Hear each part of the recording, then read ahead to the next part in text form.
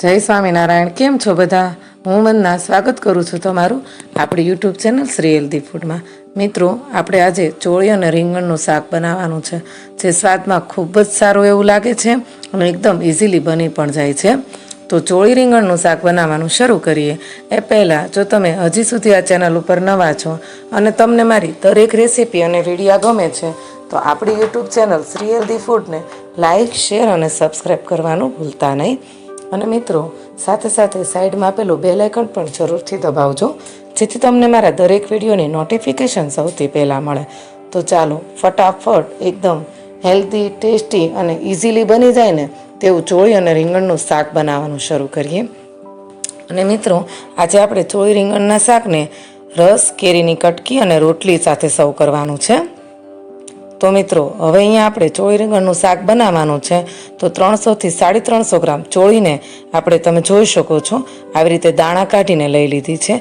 અને જે પતલી પતલી ચોળી હતી ને, જેમાં દાણાનો ભાગ ઓછો હતો, તેને આપણે આવી રીતે ઝીણી ઝીણી કાપી લીધી છે. ત્યાર પછી અહીંયા આપણે એક રીંગણ લીધું છે, તેને પણ આપણે ઝીણું ઝીણું ચોપ કરી લેવાનું છે, તમે જોઈ શકો છો. તો મિત્રો, અહીંયા આપણે 350 ગ્રામ જેટલી ચોળી લીધી છે અને એક રીંગણ લીધું છે અને તેની સાથે એક ટમેટું લીધું છે. તમે જે પ્રમાણે જેટલા વ્યક્તિ હોય તેની માટે શાક બનાવવું હોય તેટલી આ બધી વસ્તુ લઈ શકો છો. અત્યારે આપણે 2 થી 3 વ્યક્તિને સર્વ થઈ શકાય તેટલું શાક બનાવવાના છીએ. મિત્રો, ઘણા લોકો ચોળી રીંગણના શાક સાથે બટેકું પણ એડ કરતા હોય છે, પણ ખાલી ચોળી અને રીંગણનું શાક બનાવીને ટ્રાય કરો. તમે એ શાક ખાશો ને તો તમે ક્યારેય તેની અંદર બટેકું એડ નહીં કરો, એટલું સ્વાદમાં સારું એવું શાક બનીને તૈયાર થાય છે. હવે આપણે ટમેટાને પણ ઝીણું ઝીણું ચોપ કરી લેવાનું છે, તમે જોઈ શકો છો. ટમેટું પણ આપણું સરસ એવું ઝીણું ઝીણું ચોપ થઈ ગયું છે. તો હવે અહીંયા આપણે જે ચોળી અને રીંગણ લીધા છે તેને એક બાઉલની અંદર એડ કરશું, તમે જોઈ શકો છો.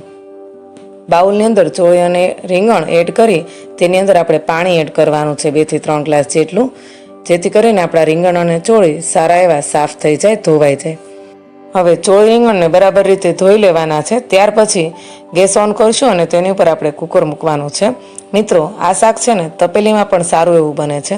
તો તપેલી કે કુકર કોઈ પણમાં આ શાકનો સ્વાદ ખૂબ જ સારો એવો આવે છે. તો તમે ગમે તેમાં શાક આ બનાવી શકો છો. તો અત્યારે આપણે કુકરમાં શાક બનાવવાનું છે. તો હવે આપણે કુકરની અંદર 4 થી 5 મોટી ચમચી જેટલું તેલ એડ કરશું. મિત્રો, અહીંયા અમે સિંગ તેલનો ઉપયોગ કરીએ છીએ શાક બનાવવા માટે. કોઈ પણ શાકનો સ્વાદ જો સિંગ તેલમાં બને ને તો ખૂબ જ સારો એવો આવે છે. હવે તેલ હળવું ગરમ થાય ને એટલે તેની અંદર અડધી ચમચી જેટલી રાઈ, અડધી ચમચી જેટલું જીરું, 1 ચમચી સફેદ તલ, અડધી ચમચી જેટલી હિંગ, ત્યાર પછી અડધી ચમચી જેટલી કસૂરી મેથી અને 4 થી 5 લીમડાના પત્તા એડ કરવાના છે. બધી વસ્તુ એડ થઈ જાય ને એટલે ઝીણું ચોપ કરેલું ટમેટું એડ કરવાનું છે. ટમેટું એડ કરતાની સાથે જ આપણે ઢાંકણ 2 મિનિટ માટે ઢાંકી દઈશું, જેથી કરીને આપણે જે વઘાર લગાવ્યો હોય ને તે બહાર ઉડી ન જાય. હવે અહીંયા બધી વસ્તુ સરસ રીતે મિક્સ થઈ ગઈ છે, તમે જોઈ શકો છો. ત્યાર પછી આપણે જે ચોળી અને રીંગણ લીધા છે ને તે પાણીમાંથી નિતારી અને શાકની અંદર એડ કરવાના છે. મિત્રો, જો તમે તપેલીમાં શાક બનાવો ને તો તેમાં પણ આ જ રીત છે શાક બનાવવાની. પણ તપેલીમાં જ્યારે શાક બનાવતા હોય ત્યારે શાકની અંદર પાણી ઓછું એડ કરવાનું હોય છે. શાકની ઉપર ડીશ મૂકી અને તેની ઉપર પાણી એડ કરવાનું રહેશે. અને કુકરમાં શાક બનાવો ને તો આગળ આપણે રીત જોઈએ છીએ ને તે રીતે શાક બનાવવાનું. હવે અહીંયા બધી વસ્તુને આપણે મિક્સ કરી લેવાની છે. ત્યાર પછી તેની અંદર સ્વાદ પ્રમાણે, એટલે કે 1 ચમચી જેટલું હું અત્યારે મીઠું એડ કરી રહી છું, અડધી ચમચી જેટલી હળદર પાવડર એડ કર્યો છે, 1.5 ચમચી જેટલો લાલ મરચું પાવડર એડ કર્યો છે. મિત્રો, આ બધા મસાલા તમે તમારી રીતે એડ કરી શકો છો ક્વોન્ટિટી પ્રમાણે. અને ત્યાર પછી અડધી કે 1 નાની અમથી ગાંગડી જેટલો ગોળ એડ કરવાનો રહેશે. મિત્રો, ગોળ બિલકુલ સ્કીપ નહીં કરતા, કેમ કે આનાથી જ ચોળી રીંગણના શાકનો સ્વાદ ખૂબ જ સારો એવો આવે છે. તો બધી વસ્તુ એડ થઈ જાય ને પછી બધી વસ્તુને સરસ રીતે ચમચાની મદદથી મિક્સ કરી લેવાની છે પહેલાં તો. અને ત્યાર પછી 2 મિનિટ સુધી આપણે શાકને કુકરની અંદર આવી રીતે ખુલ્લું જ ચડવા દેવાનું છે, જેથી કરીને આપણા શાકનો સ્વાદ ખૂબ જ સારો એવો આવશે. તરત જ આપણે પાણી એડ કરી દેતા હોઈએ છીએ કોઈ પણ શાકની અંદર, પણ ક્યારેય એવું નથી કરવાનું.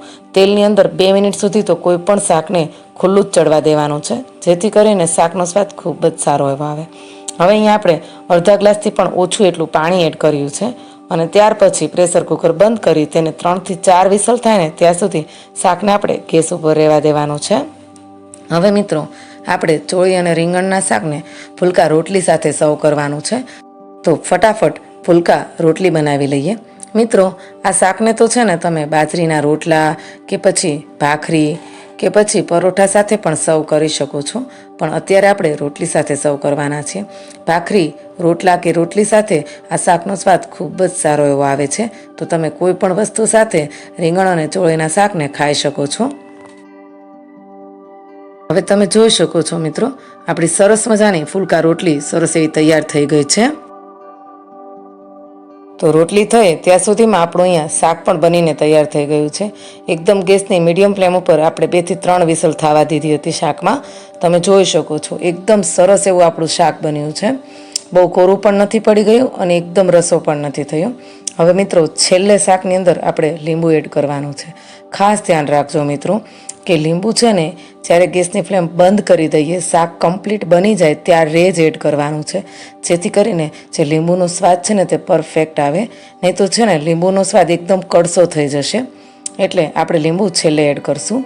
ત્યાર પછી ઝીણા ચોપ કરેલા લીલા ધાણા એડ કરવાના છે અને બધી વસ્તુને સરસ રીતે મિક્સ કરી લઈશું. તો તૈયાર છે ગરમા ગરમ સ્વાદિષ્ટ અને ઇઝીલી બની જાય તેવું ચોળી રીંગણનું શાક. મિત્રો, તમને કીધું એમ આજે આપણે ચોળી રીંગણના શાકને બપોરે જમવામાં લઈ રહ્યા છીએ. તો તેની સાથે આપણે રોટલી, કેરીની કટકી, રાયતા, મરચાં અને કેરીના રસ સાથે સર્વ કરવાનું છે. તો મિત્રો, બપોરે ખાવાની મજા પડી જાય ને તેવી આપણી આ ડીશ બનીને તૈયાર થઈ ગઈ છે. અને જો તમને મારી ચોળી રીંગણના શાકની આ રેસીપી ગમી હોય તો આપણી યુટ્યુબ ચેનલ શ્રી હેલ્ધી ફૂડને ફટાફટ લાઇક, શેર અને સબસ્ક્રાઈબ કરી દેજો. અને મિત્રો, તમે કોમેન્ટ મોકલવામાં બહુ જ કંજૂસી કરો છો, પણ તમને નથી ખબર, તમારી કોમેન્ટ જ અમારો ઉત્સાહ વધારે છે, જે અમને નવા નવા વિડીયો બનાવવા માટે પ્રેરિત કરે છે. તો જરૂરથી તમારી કોમેન્ટ મોકલજો કે તમને અમારો આ વિડીયો, આ રેસીપી અને આગળ મૂકેલી દરેક રેસીપી કેવી લાગે છે. તો સારું, ત્યારે મિત્રો ફરી મળીએ આવા ને આવા નવા વિડીયો, નવી રેસીપી સાથે. ત્યાં સુધી તમે તમારો કિંમતી સમય મને આપ્યો તે માટે ખૂબ ખૂબ ધન્યવાદ. ફરી મળીએ. જય સ્વામિનારાયણ.